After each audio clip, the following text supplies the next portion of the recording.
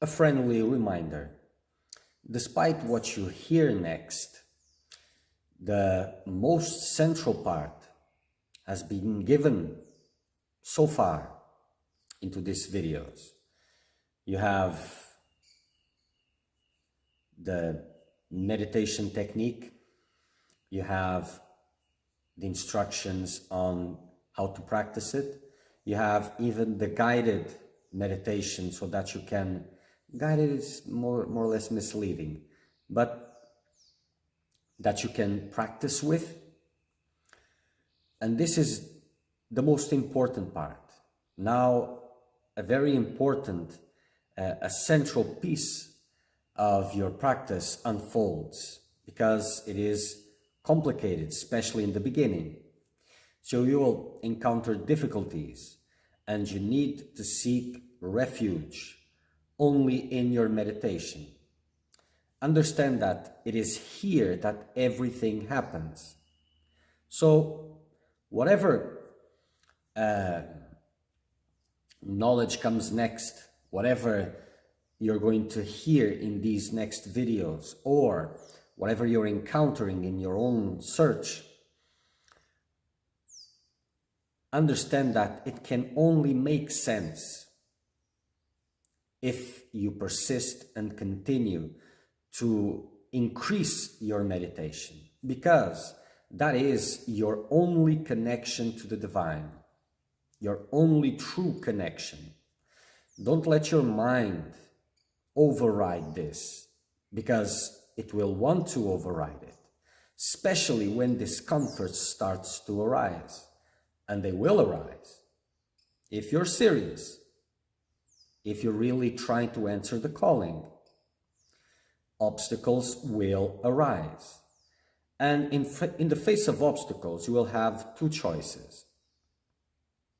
Either you seek refuge in the worldly structures, trying to find safety, understanding, acceptance, and the normal things that you usually do, trying to find someone that understands you so that you have some kind of approval, this and that. It may come situations where you will be tested in terms of your safety. Your mind will project a lot of things, that you will not have anything to eat, where to live, whatever. This is what the mind will do. And two choices. Either you seek refuge in the worldly structures that you already are familiar with, or you seek refuge in your meditation.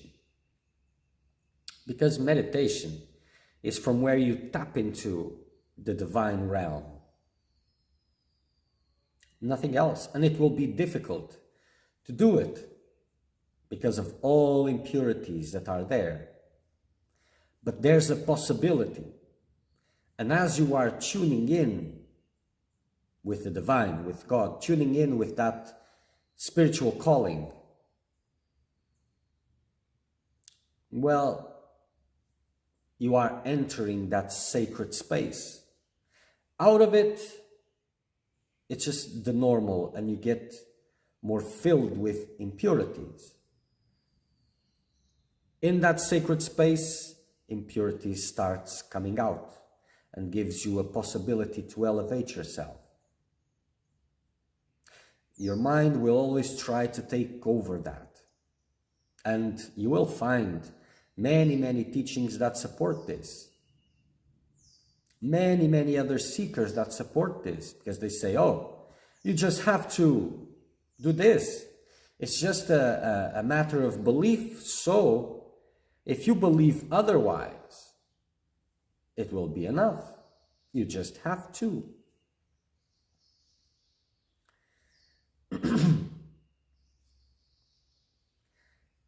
If that may be true one day, well, it's not true in that sense. And your mind is polarized for well-being. So it tends to acknowledge as wrong that which causes discomfort. But breaking away from one's illusion is not comfortable because you're attached to it. But despite that, this is the central message. It is in your meditation, in that sacred space, that all the magic happens. So if you have to choose between reading a book or practicing meditation, choice is clear. Meditation, of course. All other teachings, all theoretical knowledge, it's, just put it 5%. 95% you can give it to meditation. That will be a good proportion.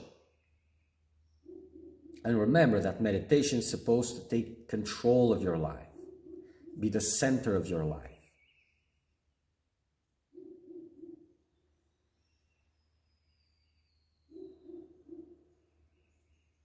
And this theoretical knowledge, preferably a scripture, a holy scripture, and not just some random book about someone who wrote.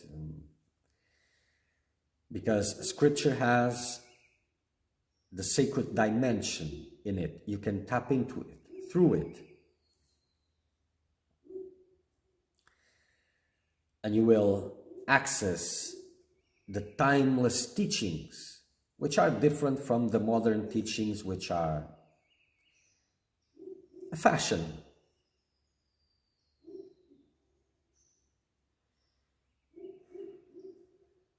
So understand this. There will be difficulties. I outlined this previously.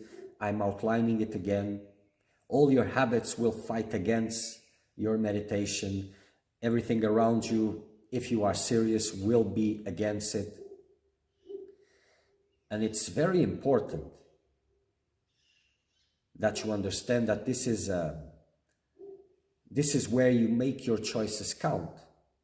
As you embrace yourself and you hold on to more and more, as you seek more and more refuge in your meditation,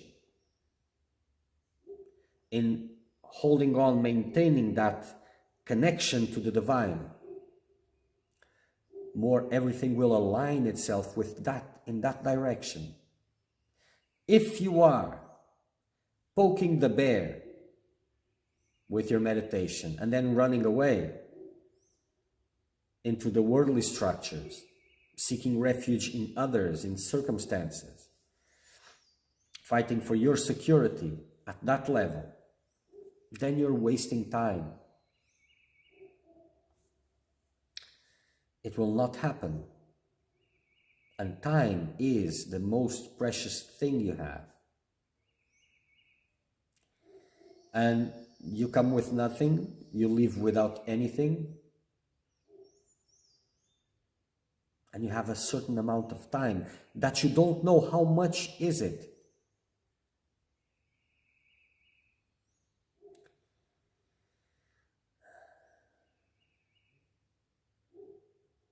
Time is the most important asset you have. Use it wisely. The more you put into your meditation, the more guarantee it is. And it's like entering a wild ride. Hold on, because it will get bumpy. But eventually, as you seek more and more refuge in your meditation, as you put everything there, you will start rising above worldliness. You'll be tested through your fears, through your attachments. And that is part of the process. So no matter what you hear next, what other teachings are there, whatever you're doing, maintain and increase your meditation, because that is the inner path. Meditation is the tool of attunement.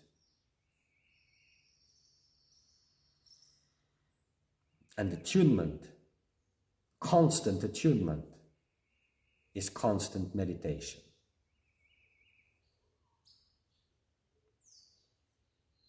But the formal sitting, the formal practice is very important. At this level, essential.